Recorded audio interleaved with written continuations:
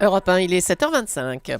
C'est l'engagement majeur du chef de l'État, celui qu'il a répété sans discontinuer depuis des mois et des mois. L'inversion de la courbe du chômage se fera avant la fin de l'année. Bonjour Caroline Roux. Bonjour Thomas. On n'a pas besoin de vous pour savoir que la fin de l'année c'est dans un mois et demi. Non. En revanche, vos infos nous intéressent et vous êtes en mesure de nous dire ce matin que non, cette fameuse inversion de la courbe ne pourra pas se faire à temps. Mais en fait, c'est mécanique. C'est même un des plus proches collaborateurs du président qui l'explique. Il nous dit on a pris du retard avec le bug SFR et le rebond du chômage cet automne. En clair, les bonnes nouvelles seront pour le premier trimestre. Cela a été fait très habilement, mais le calendrier a bel et bien été repoussé en douceur.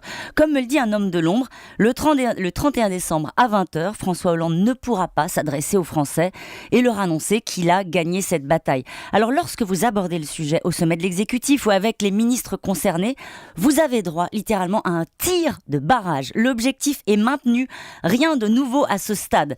Malgré l'avis de Bruxelles, les techniciens de Matignon s'en tiennent à leur boussole qui indique que c'est encore possible.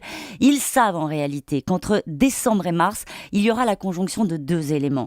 Les fruits des 100 000 emplois aidés et un effet démographique avec un nombre important de départs en retraite. Voilà ce que me confie un visiteur du soir du président. Donc on a compris Caroline qu'ils inverseront peut-être la courbe du chômage mais que ce sera pour un peu plus tard. Est-ce que ça c'est de nature, ça suffit à rassurer les troupes ? Alors si le gouvernement est sûr de lui, les troupes comme vous dites sont sceptiques. L'un des piliers de la majorité raconte qu'il a évoqué avec le président récemment l'hypothèse d'un chômage qui resterait à la hausse. Il lui a proposé une porte de sortie. Si ça ne marche pas, il faut en faire un levier politique pour dire on change les équipes et on change de cap. Un élu écologiste résume en fait la tonalité générale.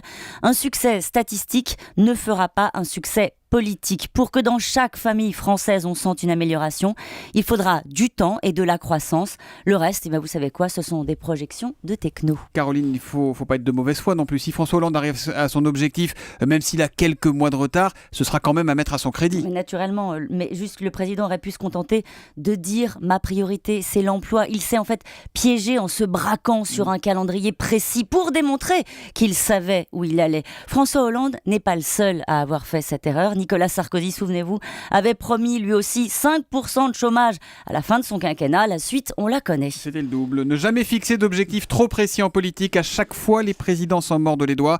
Démonstration signée Caroline Roux ce matin. L'info politique de Caroline revient lundi à 7h25. Bonne journée Caroline. À lundi.